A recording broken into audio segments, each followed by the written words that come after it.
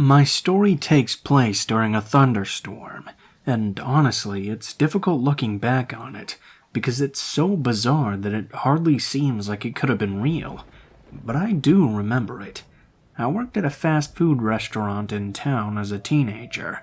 I didn't have a car as I was saving up to buy one, so I walked back and forth between home and work. I was working a day shift on a weekend. About an hour before the end of my shift, I noticed that it seemed to be getting ready to storm. I tried calling my parents to see if they could come and pick me up, but it turned out they weren't home. It didn't start raining by the time my shift was over, and I thought I could make it home in time. There's a field behind an elementary school, and I knew I could make a fast cut through it. As I was cutting through the field, though, it began raining, and it didn't begin slowly. The rain started falling pretty fast, so I had to find a way to get to shelter. There were some big trees in the field. Yeah, I know what you're thinking right off. The very first thing you're told during a thunderstorm is to not hide under a tree.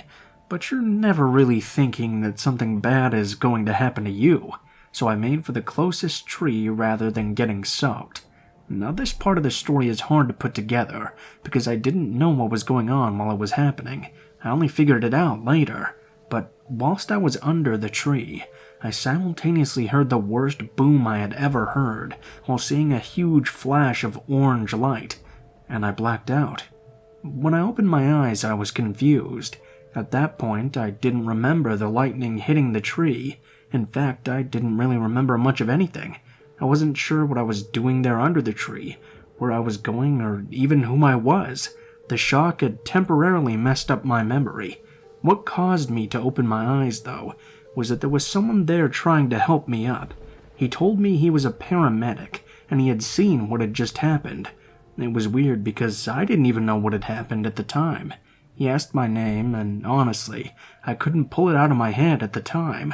I just shook my head and told him I was confused and didn't know what had just happened. The man wasn't dressed as a paramedic. Plus, I didn't see an ambulance either. But he helped me to my feet and led me through the pouring rain. He led me to the school's parking lot and over to an old beaten-up pickup truck. Now, I was still a bit out of it, but I began getting some really weird alarm bells right there. Some things were coming back, and did start to think that this was quite the odd situation. I mean, I obviously had been hurt. This guy was trying to help me. But why did he tell me he was a paramedic? He could have just offered me a ride to the hospital or something. I felt weird enough about the situation that in spite of my injury, and the fact it was still storming heavily outside, I resisted getting into the man's truck. He kept insisting, but the more he insisted, the more I began to feel oddly creeped out by this situation. It was then when I heard actual sirens in the air, and he heard them as well. The man immediately cursed and dropped me onto the ground. He slammed the door, hopped into his truck, and drove away. About 2 minutes later, an ambulance and fire truck showed up. It wasn't until my head completely cleared that I realized what had happened. I told the hospital about it, and apparently that guy wasn't a paramedic. It was 2 years later when I was watching TV that I recognized the man who had claimed he was one on the news. He was arrested for the abduction of another teenager in the area. It was then that I realized just how lucky I was that day.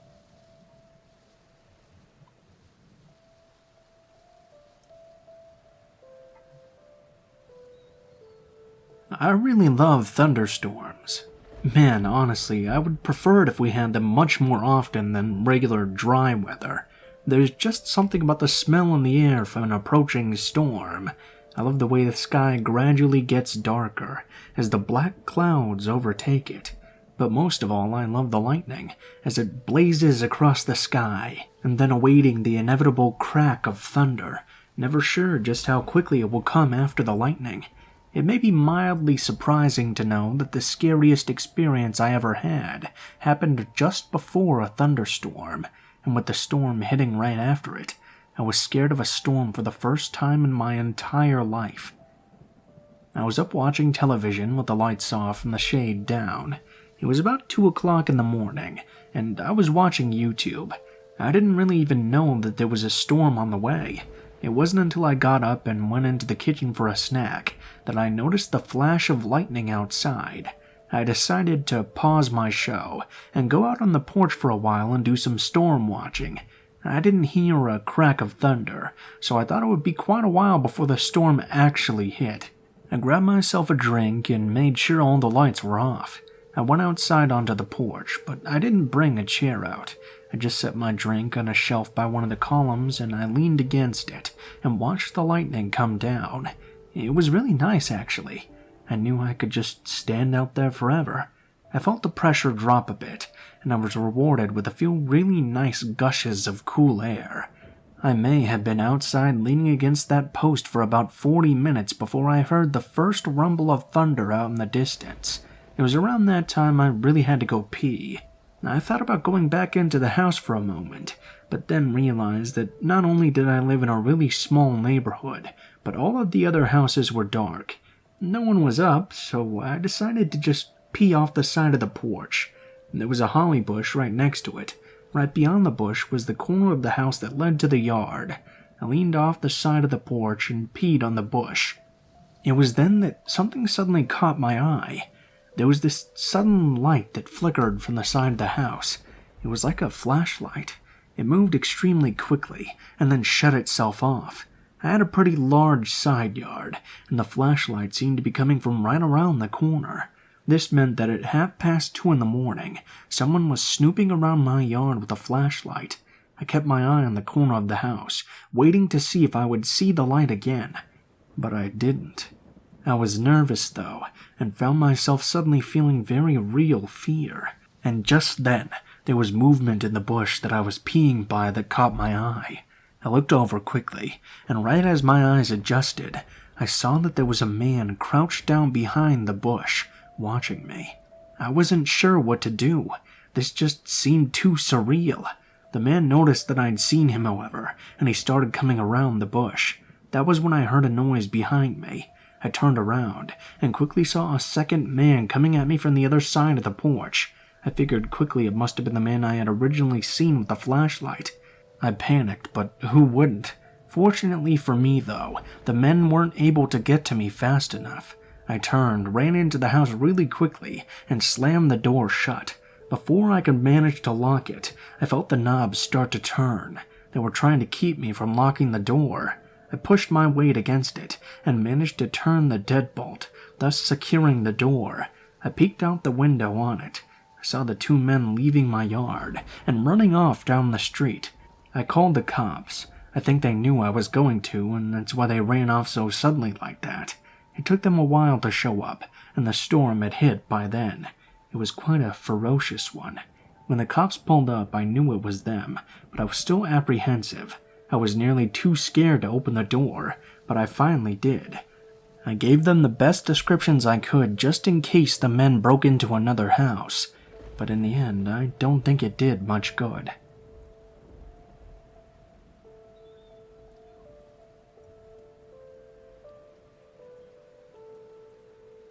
Just about the worst place you can be in a thunderstorm is out in it somewhere. It's even worse when you don't have any real shelter anywhere near you to take refuge in.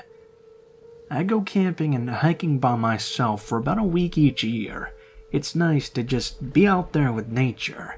I tend to plan when the weather is going to be nice, but weather being weather, you can't always know when the bad will happen.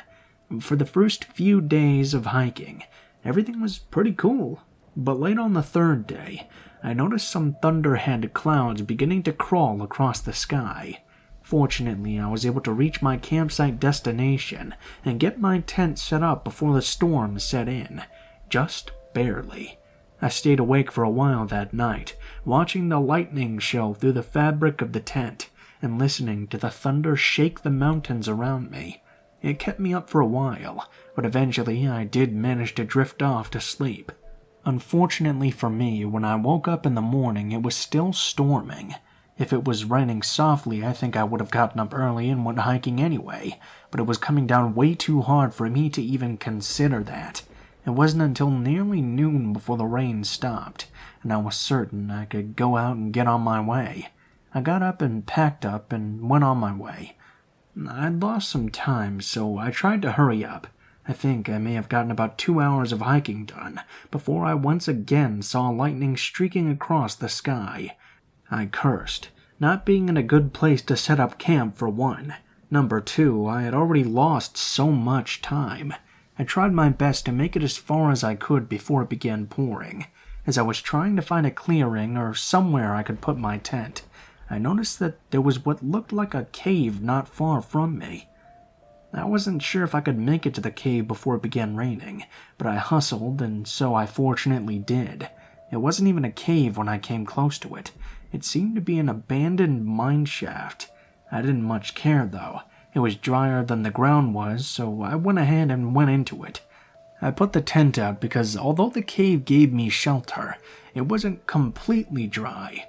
I laid on the ground and I put my sleeping bag in it. Then I tried to wait out the storm. It only got worse though as the day passed into night. I couldn't remember the last time I had seen such a long-lasting and nasty storm. It was while I was watching the storm through the opening of the mine shaft that I got the hell scared out of me. The tent was open with the opening facing outside. It all happened so quickly that I wasn't sure what I was seeing. Something started hitting my tent, and hitting it really hard, and in more than one place. Before I could figure out what was going on, the tent completely collapsed on me. Then whatever was hitting the tent was then hitting me, and I figured it had to be a couple people, because suddenly whatever it was began kicking me too, and kicking me hard.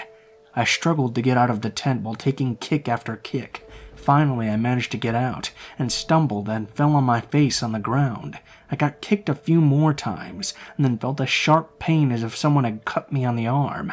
Somehow, I managed to get back to my feet, and then ran as quickly as I could out of the mine. I left behind all my things, figuring it would be easier to replace belongings if I was alive. I ran out of the mine, and into the forest. Whatever it was that had attacked me, whatever had come from deeper in the mine to assault me, it didn't follow me out of the mine as far as I know. I ran and walked and tried to get back to civilization. I didn't have any shelter, and I'd left my backpack behind me, so I didn't have any food either. I couldn't even catch fish. For the next couple of days, it was just me trekking through the miserable wet forest in the mountain. It was hell, but it was better than the alternative.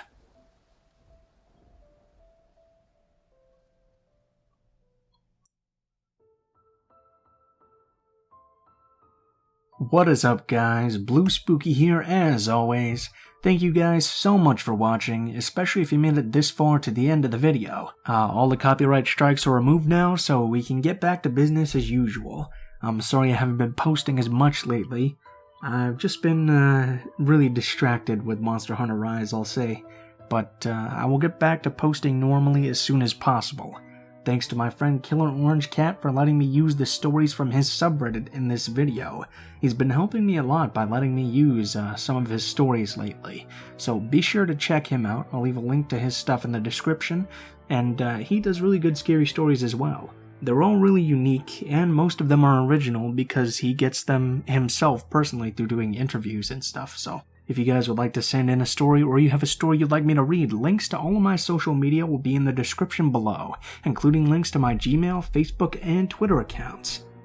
If you do decide to send in a story, please be sure to include in the tagline what the name of the story is, the type of story it is, if it has one, and how you would like to be credited in the description of the video the story appears in.